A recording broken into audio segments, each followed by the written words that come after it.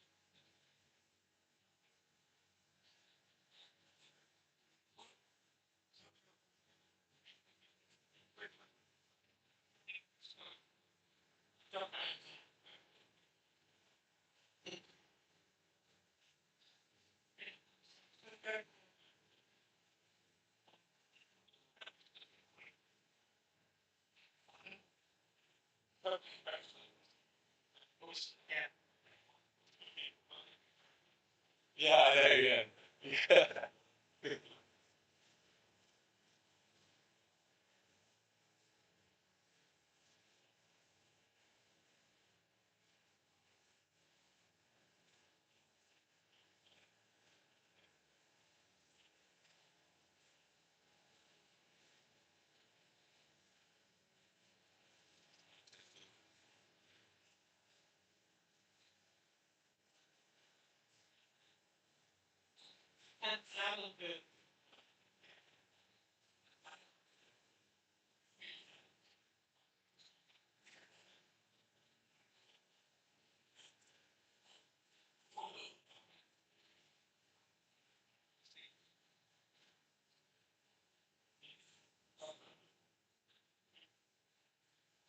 Hello, everybody. Can everyone hear me? Mike's very loud. It's not, is it? Yeah. Try this one. Try this one. How's that? Yeah, better? Cool. Lovely. Right, hello everybody. If you stood up, kind of the chairs out because we got loads and loads of RSVPs. So if you are stood up, if you want to kind of come into the centre a little bit, just so we're chatting to the room, everyone crush in, that'd be good. Thank you very much. Cool, and then we'll get to the bar later again. So yeah, hello, welcome to the Game Dev Group. So I'm Nate. I'm the founder, managing director of the Game Dev Group, and we are a community of passionate game developers who get together twice every month now to meet, learn, collaborate, say hello. So if you haven't been before, that say hello is basically just shorthand for being the most welcoming, awesome group of game developers that we could be. So it just means, you know, if you see people in the audience who you don't know, or if it's your first time, get involved, say hello, and just be super welcoming people, as everyone always is, because everyone who comes each month is always super welcoming. So you can just say hello to everyone. I'd like to start these things off just by saying thank you to everyone who's involved. So thank you to everyone who makes the Game Dev Group what it is. So first and foremost, Dee Dee. So Dee Dee, you'll have seen on Meetup and on Discord. She's our community and events manager. So she basically pulls these things together and makes them the awesome events that they are. So massive thanks to her. She's not in the audience today, unfortunately, because she's not here. But she's usually running around taking photos and stuff and just doing an awesome job. So thanks to Dee Dee. Thank you to everyone in the community who kind of gets involved, gets stuck in. We've got a game jam running at the moment, so anyone who's taken part in that, or who is voting on it and things like that, or if you're sharing stuff on socials and just getting stuck into the community, massive thank you, because it wouldn't be what it is without the community. And also as well, huge thanks to our speakers. So this is an ever-growing list of speakers. We've had lots. Usually what I would do is I would add a row and add a speaker in for the event, but actually Stu has already spoken for us. So he has been there since the very beginning, because Stu was one of our very first speakers. So thanks for coming back, really looking forward to hearing from him. But yeah, thank you to all speakers, past, present and future. Thank you as well to our wonderful partners. So 1 Mill Street obviously is where we are. It's the home of the Game Dev Group, and they're the most wonderful partners that we could hope for. They're a really good group of people. They do awesome things. I work upstairs. There's co-working down here. There's co-working upstairs. There's offices. So if you're looking for a space just to come and be amongst awesome creative people, it's a good place to be. Thank you as well to Playground Games. So Playground are our legendary sponsor. We're doing recruiter events for them throughout the year, because obviously they're working on some phenomenal projects and we're helping them to fill those roles.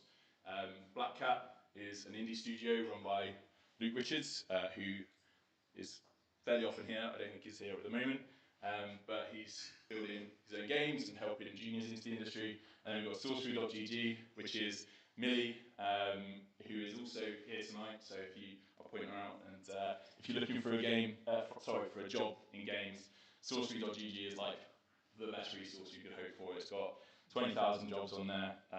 Or if you're a recruiter looking to recruit, it's also a phenomenal resource as well to scope out candidates. So check that out. It's a phenomenal resource. So a couple of updates about what we've got going on. Like I said, we've got a game jam running at the moment. Voting is open. We've got about 9 submissions. So if you fancy getting involved and having a look at some of the games that have been released, voting is open until the 6th. It's on itch.io.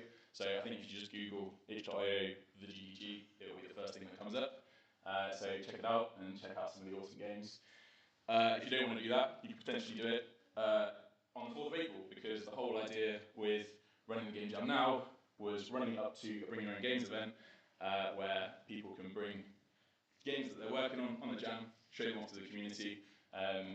The theme this year was meat, and it had a caveat of being local multiplayer, so that we can get them up on the big screen, people in the community can all play it. If you're working on a game, if you're an indie dev, or if you've got a hobby project that you're working on, and you want to get some feedback from the community, then Bring Your Own Games is the place to be. It's just a really good event. Have a drink, play some games, and have a good time. Our next speaker event is on the 24th of April, and that's with Emma Perkins. So Emma runs Rhino Rock Studios, which is an indie publisher. There's a Chris Alexander, who's in the audience at the moment, has recently released a demo for Hidden Dogs, which Emma and Rhino Rock are publishing. So check that out on Steam. It's really cool. It's a good game. Check it out. And then we've got a Playground recruiter event coming up, a guide to landing your first games job. So we're doing portfolio reviews, CV reviews, and that's on the 1st of May. So yeah, if you're looking to get your first job in games, that's the event to be at. And the big news, which I did mention last time, but I don't know if it's really sort of got out into the community, is that we are running Interactive Futures this year. So on the 13th and 14th of June, Interactive Futures is returning. We're working with WCC to run that. So it's like the biggest games event in the region. So really excited to be doing it. That was us exhibiting last year, and now we're running it. So proud moment. And if you work at a studio and you might be interested in sponsoring or exhibiting, let me know, because we're looking for partners.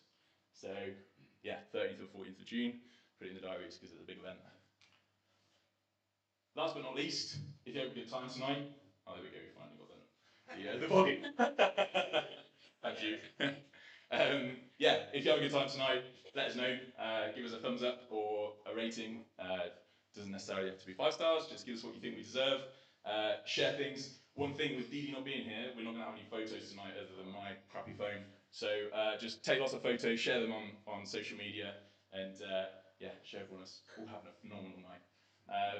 And if you want to see our socials and different talks and things that we've got coming up, different events, Linktree is where we've got everything. So that's it from me. Really excited to hear from Stu tonight. So we've got Stuart Maine, veteran game designer, ex-co co-founder of Wellplay Games, and author. So if we could give Stu a big welcoming round of applause, please.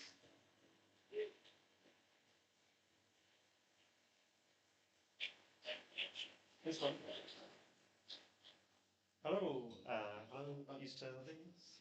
Hear me all right? Yeah. Okay, cool, thanks.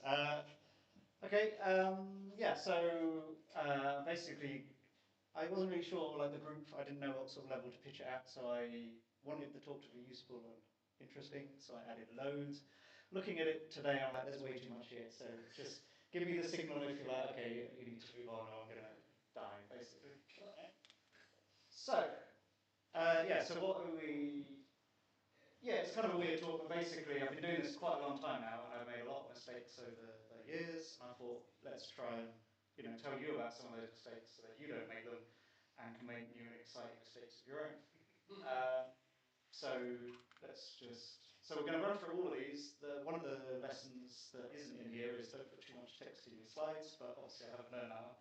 So you can get the slides afterwards if any of this is useful, because there is kind of a feed, but it's going to jump around a lot, basically. All right. So we'll do questions afterwards, I guess. But if I say something and you're like, what the hell are you talking about, then just interrupt me so I can clarify. And very briefly, because you're like, who's this guy? So yeah, I've been doing it a long time. I've worked on console, PC, free to play, big companies, small companies. Myself and Rich was around somewhere. We set up a studio, and then a couple of years later sold that. And now I work remotely for a company in Serbia, helping them. There's a bunch of games I've worked on. You can kind of double that for games I've helped with, and then you can double that again for cancelled games that never came out. And then, in my spare time, I tutor a course on writing, and then in my spare time, I write books, because sleep is for losers. And so, a couple of books on first-person shooters and one on designing games. So if this is useful, there's a book about it. If this is not useful, buy the book with someone you don't like. So, going to start on these, just going to run through a load of them as fast as I can. Okay. So, firstly then, this one I think was important in terms of, people forget that, the team is what matters, basically. You get the thing at the minute where you hire the people, you make the game, and then you get rid of the people, and then you hire them again. I mean, obviously that's not good. That makes you the bad guys. But even so, even from a business point of view, it's just really inefficient. Like, the best games are made by people who know each other, they trust each other. You can say, I know you're going to be able to do this job, or you can't do that job, you're going to need help. So, lesson one was basically focus on the team, not on the game, people that are making it. And it might seem stupid to do team building and stuff, but actually it really pays off. You want to avoid tribalism. So tribalism is the thing that if I know you and you make a mistake, well, that's just unlucky. If I don't know you and you make a mistake, then you're an idiot. It's a whole thing, so you're trying to avoid that. Okay. And then related to that, the team is the most important thing, cool, but I think we all concentrate on the hard skills, the tools and software, but actually being able to talk and listen is the most important skill that I think you can pick up. Because, if you work in a team, if you don't work on your own, then you have to be able to do this stuff. And so many times people are amazing, but they can't articulate or they can't take feedback. So this is my advice, basically. And then last bit on this, that your reputation is everything, effectively. You want to go beyond what you can do because everybody knows everybody. So I work in Serbia, which is 1,000 miles away, and there are 2 people at my company that I've worked with before. It is such a small industry. So learn to talk, learn to work in a team, and that will follow you around for your whole career, basically. This bit, that the game you're making right now is everything, make or break, you put everything into it, but actually there will be another game. The team is the thing that I think is more important than this particular game. Alright? That's one of those. There's 10 of these, so strap in. Okay, next one, pillars. So I'm going to talk, soft sort of skills, carry on that area. So basically, assuming a lot of people know pillars, just in case you don't, these are from games I've worked on. This is one that I'm working on now, and that's God of War, which I'm not working on, but yeah. And you basically make a list of, the recommendation is to make them feelings or focus on the why, not the what.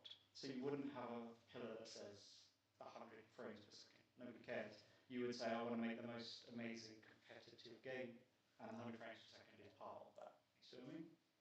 And the reason to do this, even though they're very soft and fuzzy, is it allows you to say, our game is this, but more importantly, our game is not this. Because games can be anything, and you will just go round and round forever if you don't have pillars to work. So related to that then, I find useful, is basically, you can be, as a team, as a developer, as a studio, you can be a craftsperson, which is effectively, I will find an audience, and I will make what they want. I will look for a niche, I will ask what they haven't got yet, and we will specifically make the game for them. The downside to that is you can end up making a product, but the upside is you know there is an audience, somebody will buy that game if you get it right. The alternative is to be an artist, which is to say, I want to make this game and I don't care about anything else.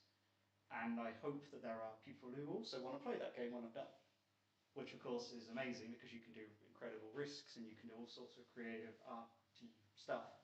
The risk is there isn't anybody who cares about that game at the end of it. So pick one of these basically and use your fillers to help you with that. That was a quick one, okay. And then so carrying on that theme of what are you making, this is a useful question sometimes. So I think you can boil your game down into two types, abstract or simulation. I'm not talking about like flight sims and actual simulations, but you'll see what I mean in a second. And then again, we are making this, we are not making this. This is part of that. It helps you to understand what you should be focusing on. So if you're making an abstract game, that is gameplay over everything. We will break the rules of reality, we will do it. Sometimes there is no reality like Tetris, what's going on there? The only thing in Tetris that they use for reality is gravity makes things go down. And they use that because they don't have to teach you things go down.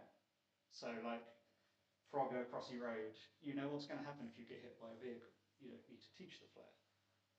But it's a very abstract game. It's not trying to be realistic. Overcooked is not a restaurant simulator. Bomberman, the bombs do not go diagonally because it makes for a better game. So screw you, reality. So in this, you do everything you can to focus on the gameplay and you ignore anything outside of that.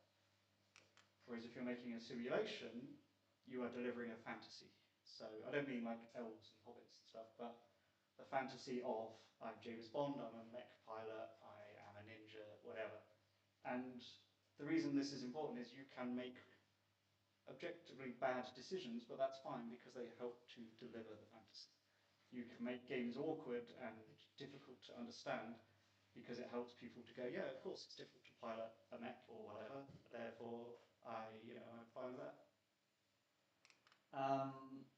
And so if you think you're making one and the rest of your team thinks you're making the other, that's when you can get the awkward things, and that's where the pillars and all that stuff we just talked about, your team.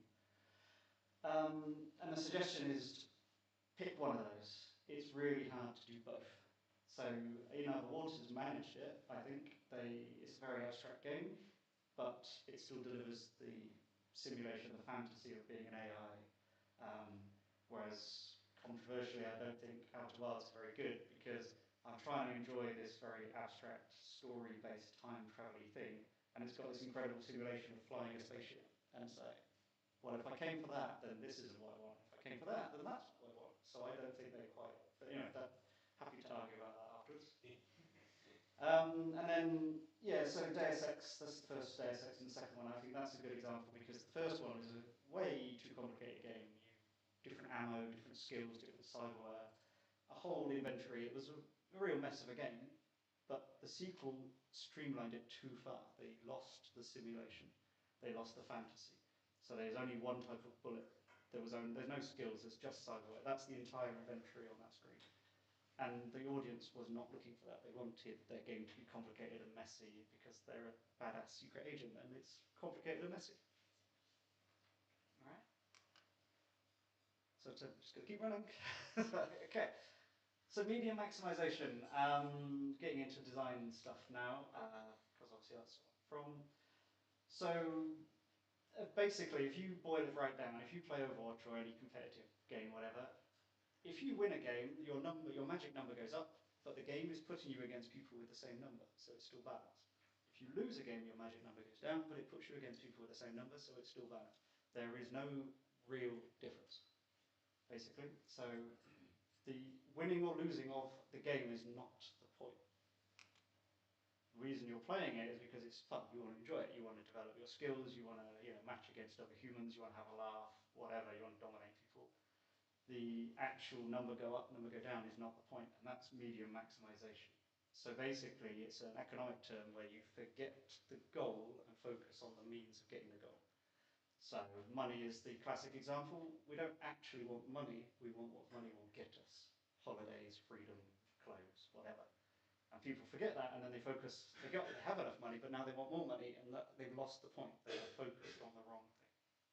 And that happens to our games all the time. So players will basically, as I say, they'll optimize the fun out of your game, and then they'll go, this game's boring, and quit. And so you have to fight them to stop them basically using medium maximization. So Warhammer 40,000, this Games Workshop war game, has a real problem with this. Everybody is looking for the ultimate army, and every time they find it, the company has to change the rules and nerf that army, because they know that the people who are playing it will get bored, and the people playing against it will get bored. They have forgotten that the point is to roll dice with your friends and enjoy a good game. They just want the best possible army. And we do it. We say the player wants money in the game. You're like, actually, they don't care about money. What they want is the upgrades. And actually, what they want is to win. And the upgrades are how they do it. And the money is how they get that. So don't focus on the wrong thing. And so Cozy Grove, you can look up this value chain thing. They've got an amazing article at it. They made a game where you collect sticks, and all their testers said, this game's crap, I hate it. And then it wasn't until they put the end result in, which is, what can you do with those sticks, that the testers enjoy the game. So the sticks are not the important bit, it's the creating stuff. And so they said they nearly canned that game because people were like, I hate this game. But it was because they hadn't built the whole chain, people were focused on the wrong element. So medium maximization can kill your game, but utilization can kill your studio. So getting a bit higher level. Basically, I've been at maybe 10 studios over 28 years, and this, I think, I'll be happy to debate it afterwards, but basically pick something and get good at it as a studio. If you try to do loads and loads of different things, you will never be good at any of them. You can't build up your technology, your confidence, your reputation. You need to pick something, like a genre or whatever, and get good at that. If you're doing it as a hobby, you can totally spend, was it 12 years you spent on Owlboy? Nice, but if you're going to be a professional studio or developer, that's not how you do it. You could have shipped 6 or 12 games in that time, and you would have built up a vast amount more sort of all the stuff I said.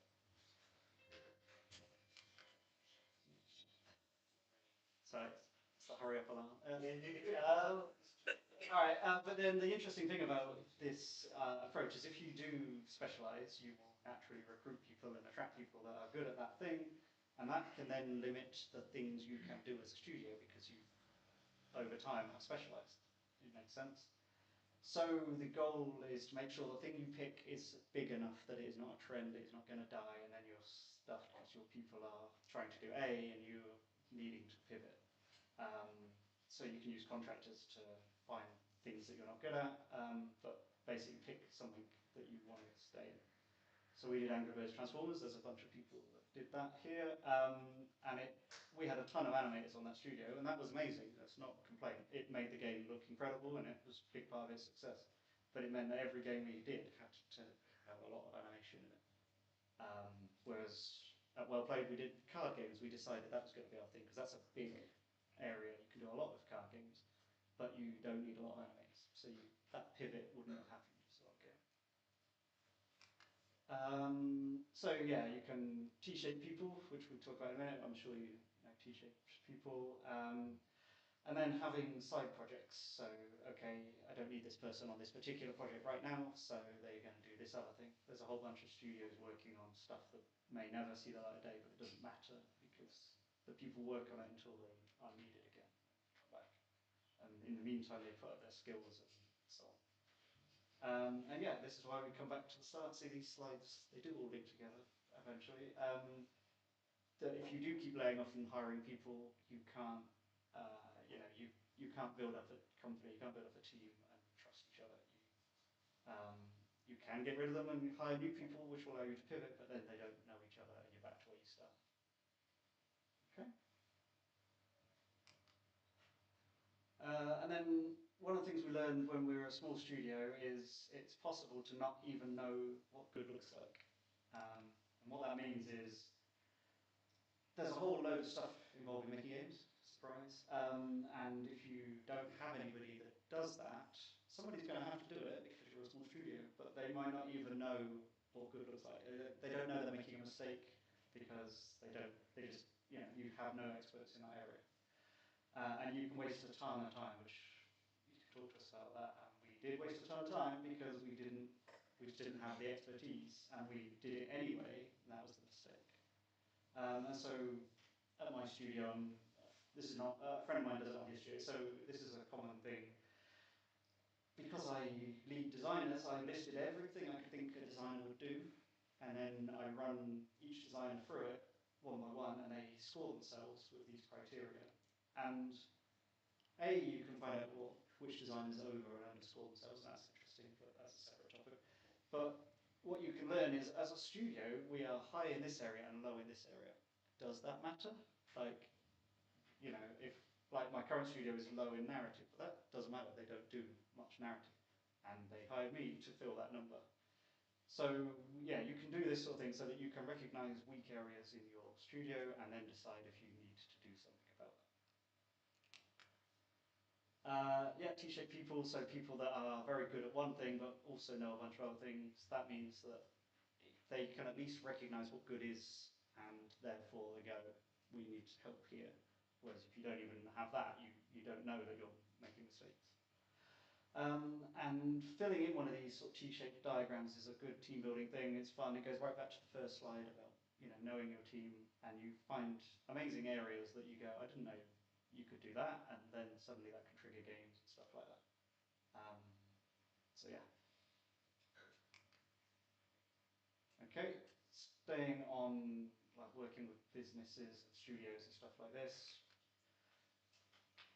In my opinion, what sets a professional developer from a hobbyist is that professional developers can ship games, because that end bit is crap. It's boring, it's difficult, it never ends.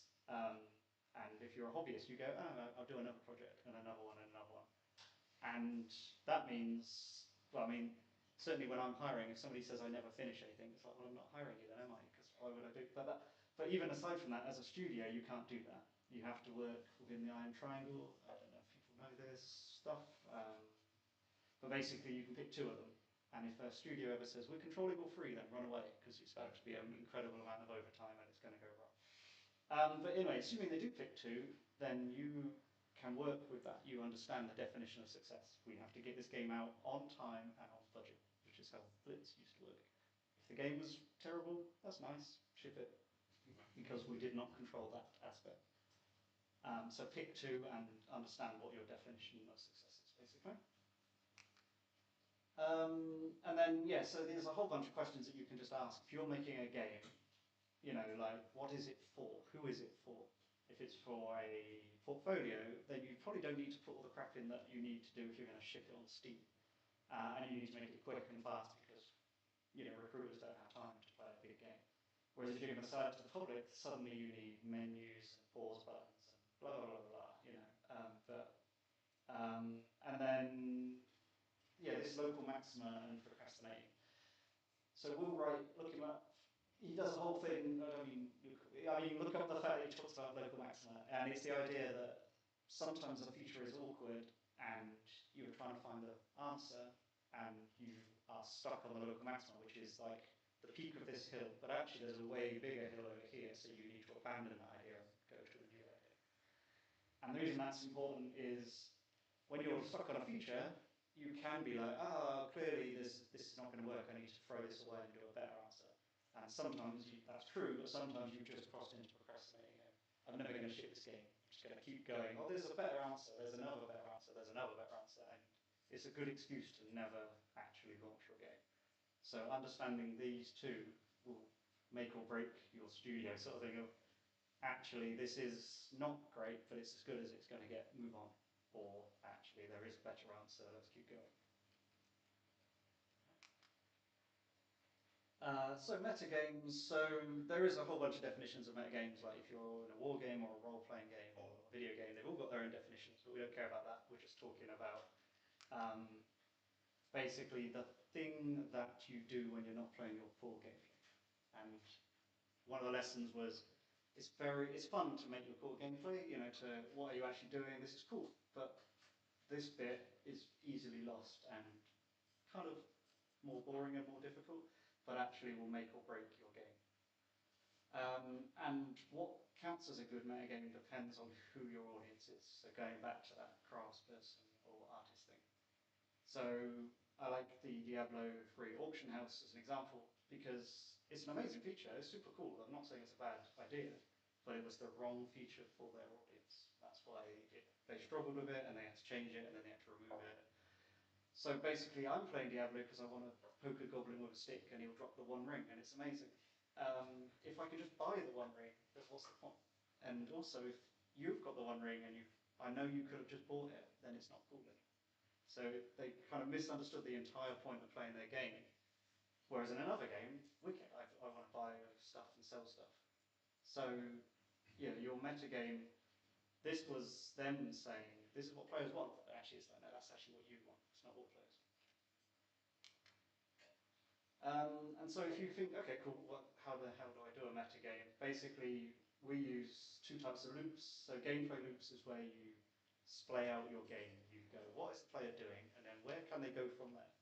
Either the game makes a decision or the player makes a decision, and then they end up here and here and here. And you can lay out your entire game and look for bits that don't connect or bits that are critical and therefore you should really focus on your F1. And then a compulsion loop is similar, but you're actually asking why are they playing the game, the stuff I said about earlier. And again, it's not why you want them to play the game, but what they actually want out of it. And then if you put the two together, you can say, well, they want this, how am I going to give it to them, or how am I going to stop them getting it? And then when they've got it, what's next? And if you do those two, you get a metagame that your core gameplay is cool, but also there is more to your game than just that. And if you don't have that second bit, then people get bored quick. And yeah, metagames, there's lots of reasons for doing them. Marvel Snap is a good idea, a good example, because they will not let you have cards that you can't appreciate yet. So they have rarity, and that's not the same as the cards we will let you have. So they give you the beginner's cards, and then you use them, and then they give you the good stuff. Unique effect is this idea that people remember stuff that they haven't finished, and then as soon as they finish it, they forget it. And gold gradient thing is what coffee shops do, where you get your free stamp. If you put those two together, you can keep your game in a player's head when they finish. They need to come back. And this is exactly how civilization traps people and leads to divorce, because they use those two back and forth until there's never a point to stop, and you die. Your metagame can teach players what your game is and is not about, or what is allowed and what's not allowed. You know, if players can do X, then okay, cool. Whereas if you ban X by not including it in your metagame, then they know immediately. And I love this example. This is a mobile Chinese game, and it can detect abuse effectively, or people reporting abuse, and it will put the price of all these items up for people that are abusing it. And it lowered dramatically the amount of abuse that people were putting out. But the reason I love it is if you actually add up all those prices, to buy that outfit is like £1,000. It's nuts. And it would double it. And so, okay, cool.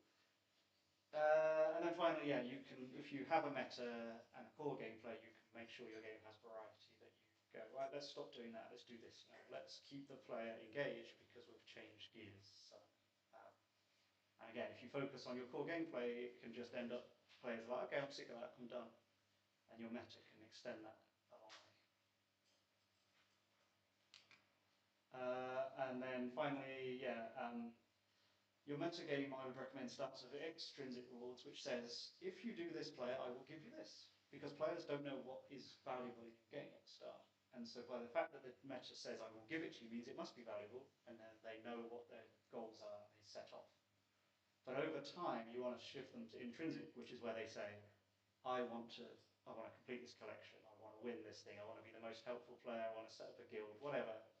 And your meta needs to be able to provide that to let them set their own goals. Because this, if you stop the rewards, they stop playing. With this, they will play forever.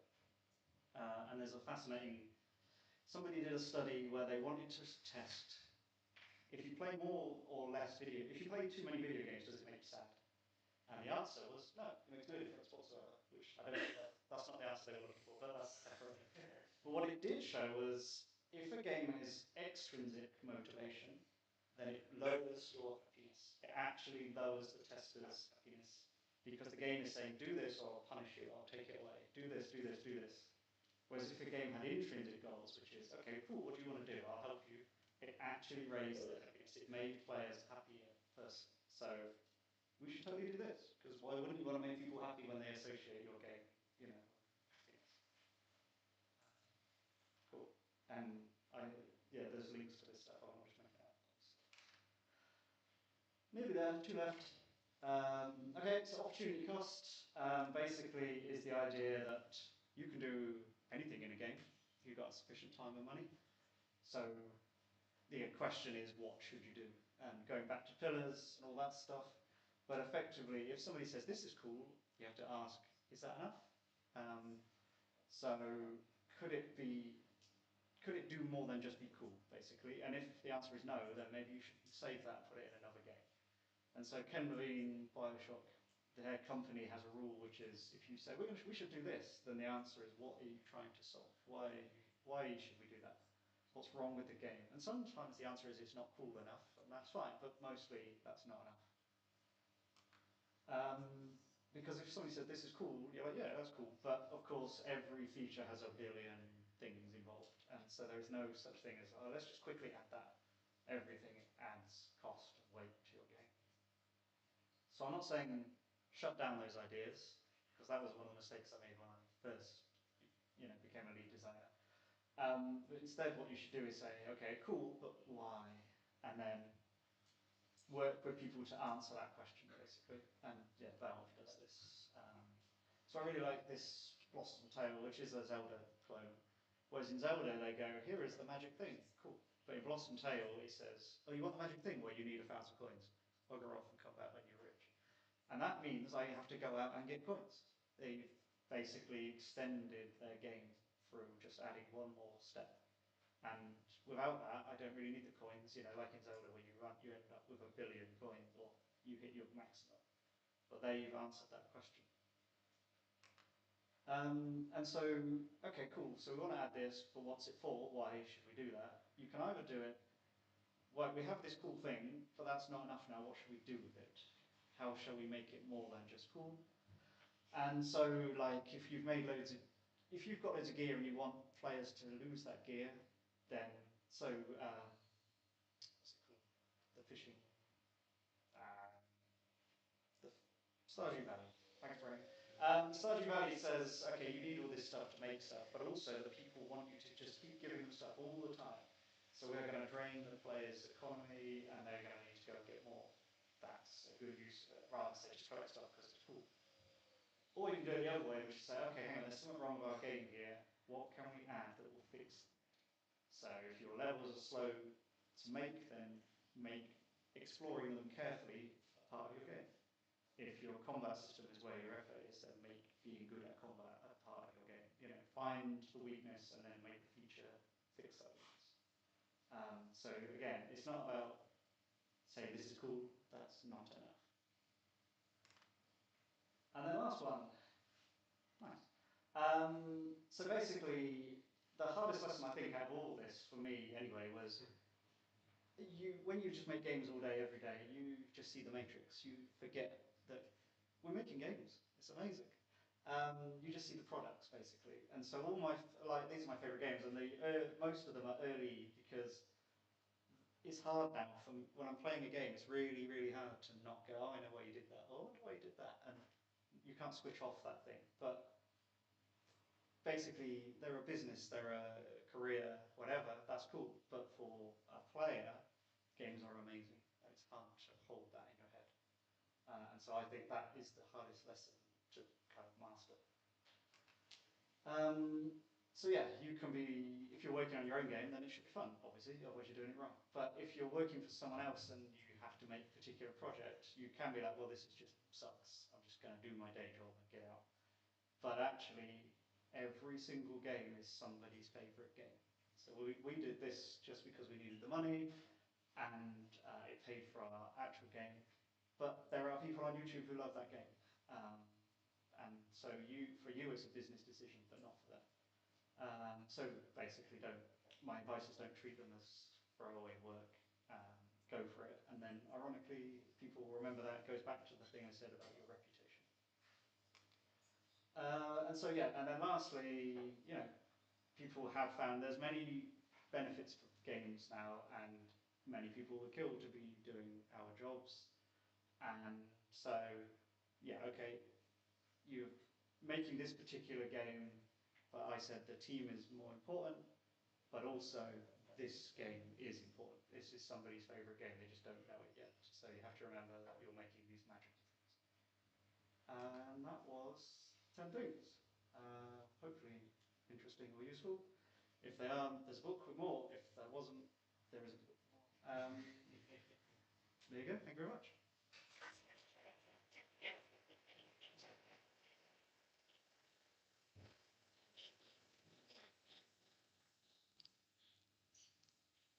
Okay, so does anyone have any questions for Stu?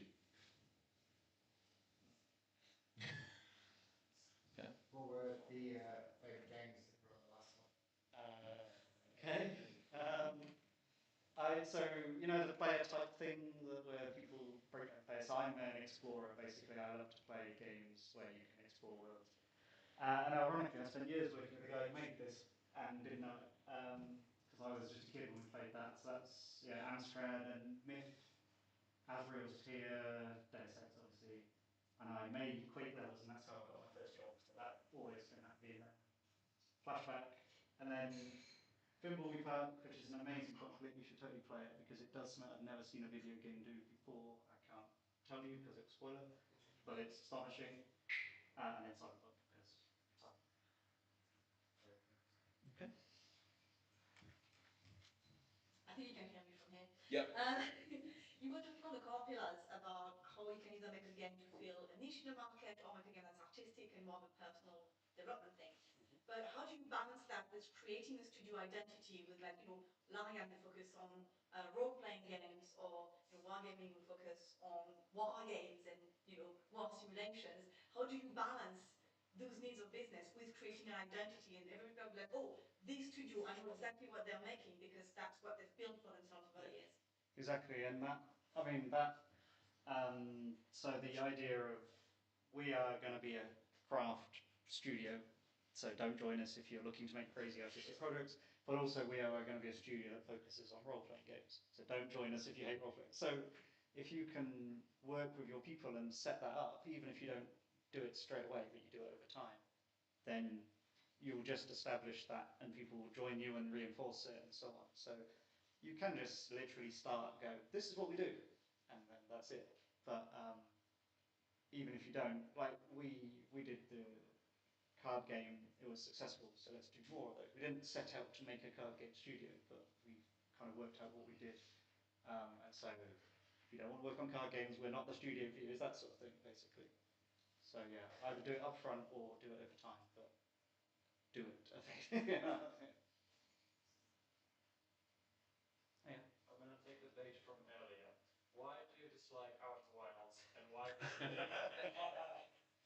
do you think the two aspects that you mentioned in that point, why do you think they exclude each other in that game? Yeah, and I get that it's an extremely successful and highly rated game, and that's fair enough. But I wanted to explore this cool story and time travel-y weirdness, and it kept making me do maths and try to get my spaceship to line up with this perfect point and stuff. And I'm like, I don't want to do maths, I just want to do the damn story. And it wouldn't let me. And so I just got frustrated with it, basically, because I thought I was getting game A, and actually I got game B. And that was, yeah, if they had let me have a button that said skip this, I would have pushed it, but they didn't. And so, yeah, but I realised that many people love that game, and that's fine, but it just wasn't what I was looking for, basically. Yeah. Yeah. Yes, I don't know how we share them. Yeah, so you put them on Discord and we'll fire them out to the meter. If you're not on either, I can just pass them to you in your street. Yeah. Email is there if you do want to just ping me, I'll just send them to you. Or, well.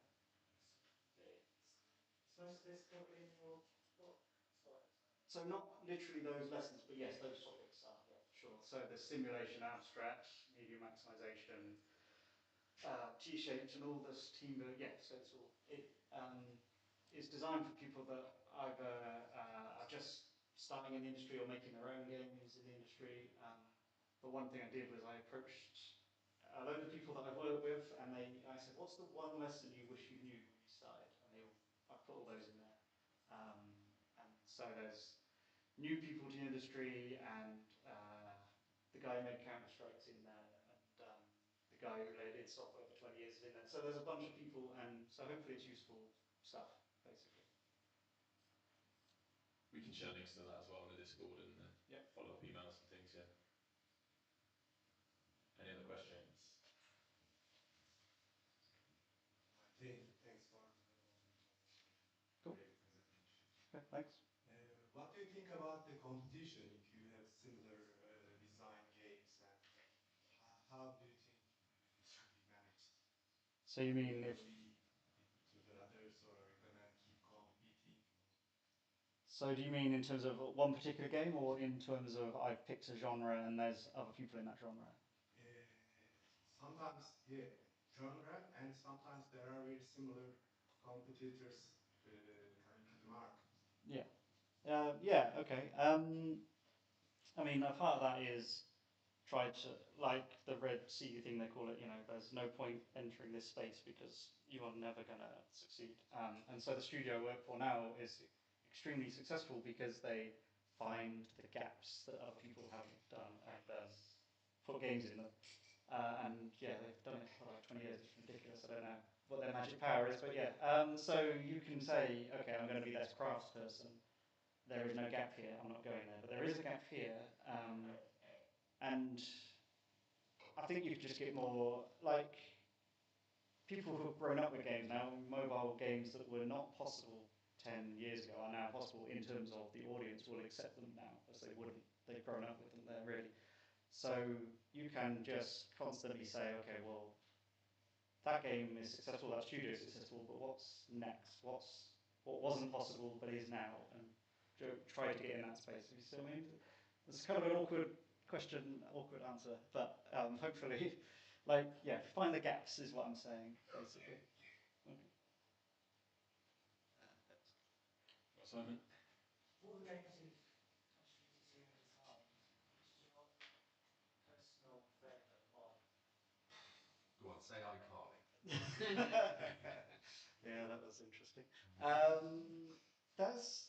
It's weird because when you're making a game, they never get finished. They never. I could have done better. So I don't know. We did Angry Birds Transformers, and that's like 70 million downloads, and it's still running 10 years later. That's a successful game, designed with Tim, might be around somewhere. In the coffee shop up the road, we designed Warhammer Combat Cards, and then that set up and sold a studio. So that's a successful game, but creatively, Yeah, that's huge fine successes. 70 million downloads, they're not really successful for you. Yeah. Probably don't define that as successful. well, that's it. But I mean, because people's jobs are on their line and stuff, so that's a success in that way that you feel like you've helped and you've been part of a team and stuff. But annoyingly, the game that I most enjoyed making never came out. When we worked with Andy McNabb, the SAS guy, we did a first-person shooter, and we put him in mocap gear, and we did a load of stuff, and it was a cool game. And it fell apart because of publisher things, and never came out. And so that was the game that that's the what might have been one that's always going to be floating around, basically. So, gentleman over there. So. That's my moment. In those studios, like a Lamp that had like a clear identity of the game, and in those other studios where they may have periods where a group of people aren't assigned to a project and they're focused on learning and trying to extract and learn from their previous games.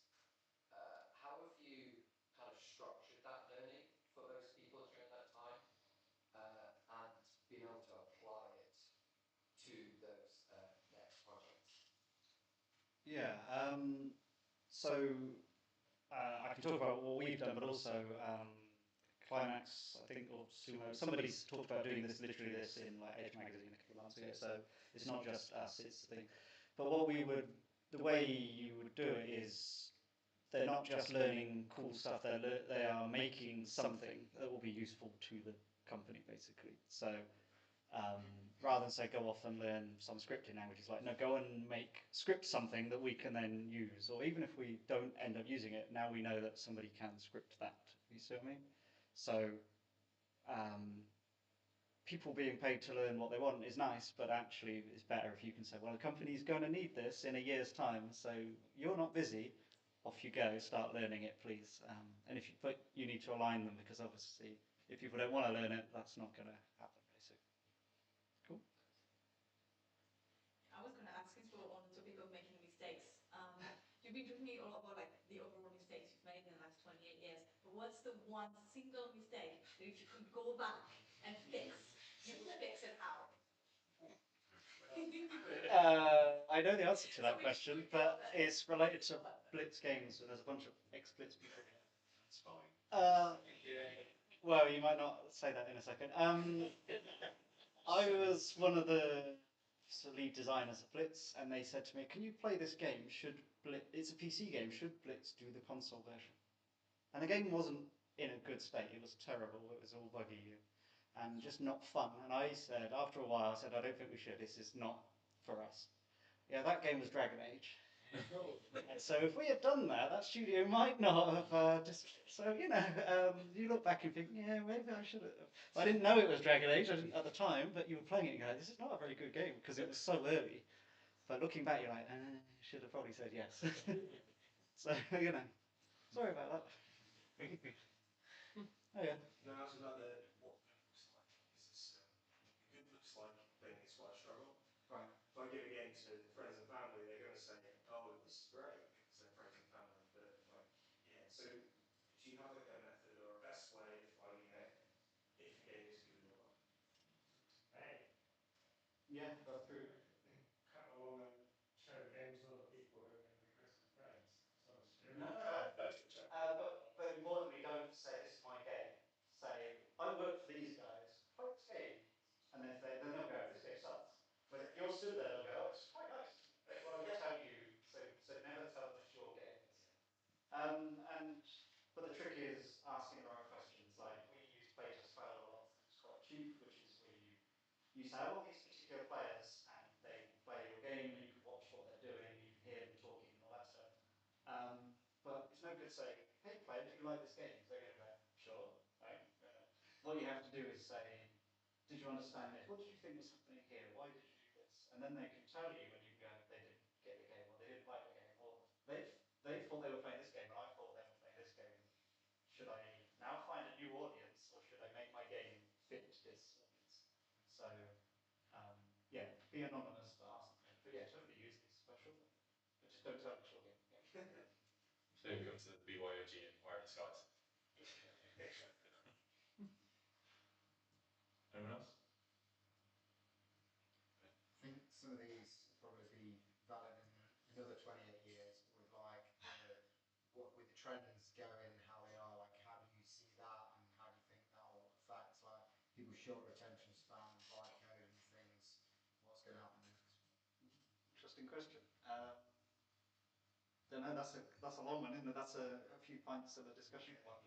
I don't like, something does clearly need to change in the industry in terms of there are so many games, but then so they had this like because I do books, and at some point anybody could write a book, which is cool. Except the answer is, should they? And now it's the same with games. You look on like Xbox or Steam and you go, oh my god, that's a lot of games. But actually, most of them are not going to be very successful. They're not. They're just going, I made a game. You're like, yeah, okay, cool, but you know, you didn't need to put it on Steam or whatever. So something will have to shift in either the platform holders or the kind of professionalizer, get people getting more professional and thinking about like marketing your book. Like, who is this for, and how am I going to tell them about it? Because making a game is not enough anymore, basically. So I think that trend is going to carry on. So. It might still be somebody's favorite game, though. The one you think, should I not publish it? It might still be someone's favorite game. Well, it's true, but That one person or like 3 million. That yeah, true. But they need to know it exists, and that's the bit that's broken at the minute. So, yeah, for sure. But yeah. Any more? Any more? No? No one behind the tree? Cool. Awesome. Thank you very much, Stu. That was amazing. Just back and forth between them big.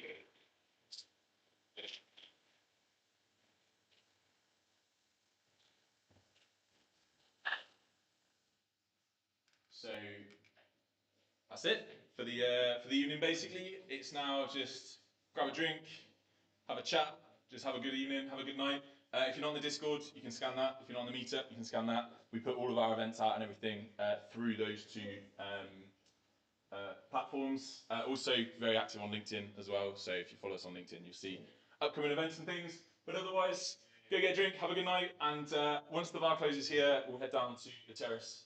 So if you want to continue, I know it's a Thursday. We used to run them on Fridays, and that was a much better proposition. But yeah, have a good night. Thanks very much, Steve.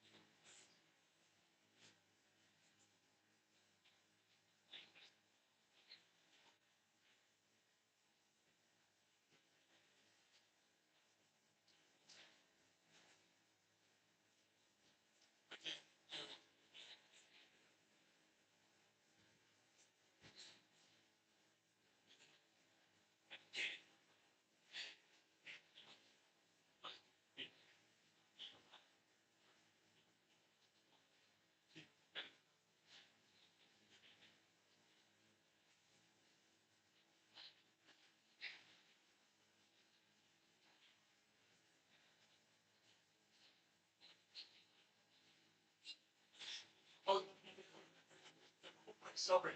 I'm sorry.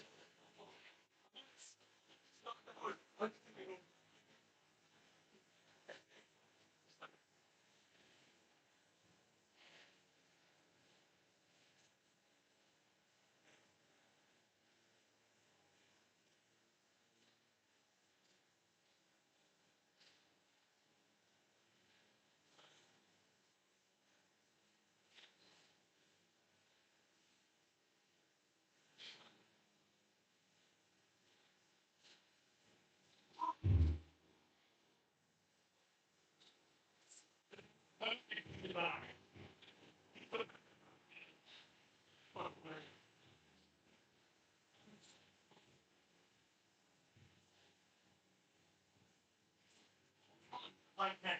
Oh, okay. Yeah, obviously I've seen the mentioning on the pre-public and it's quite the high. Actually, very single one we do. What's the goal? When I say I'm not enjoying, because basically pitching and focus. I think we're looking at collaborators rather than employees. Okay. Yeah, so like paid roles, but I think like these are people bringing like talking about things that happen. But Lou, like obviously you're here. Yeah. Come. So have you know who he is? Yeah.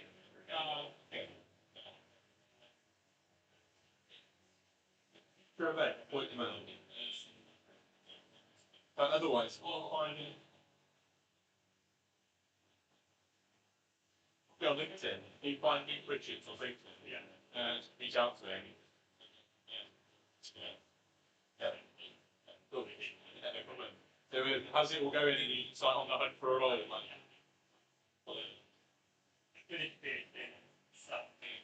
Probably right. I understand. I feel like PhD would definitely help. Like, it's worth speaking to people like so Drew, so Drew runs a company for a 50 model. Um, do obviously, rent with other people who are like sort of at a senior level, yeah.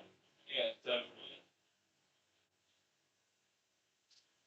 Interactive features would be a great thing to like be positive and share like as well. Good. The playground event, yeah, that'd be great, yeah. Remind me what your PhD is in? Okay. Oliver is working on a VR project. So have you looked into like freelance? Like,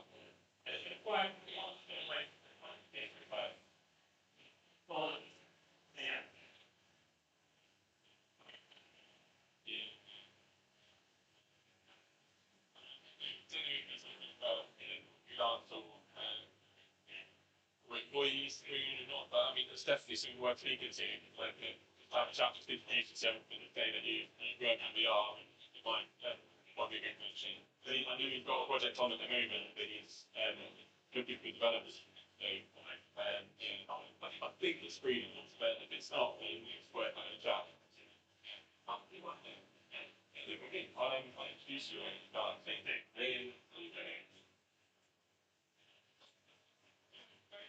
Good. Like, pretty.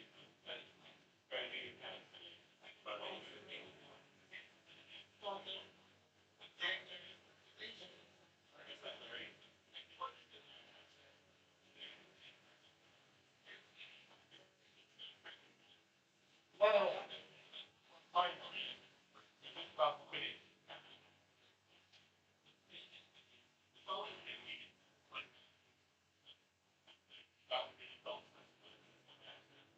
so kind of like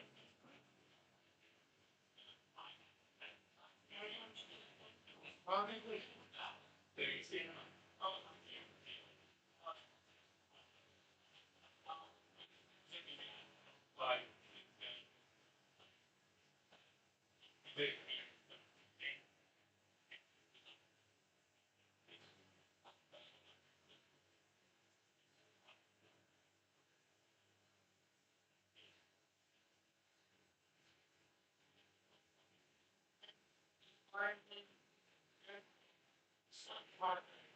Oh, sorry.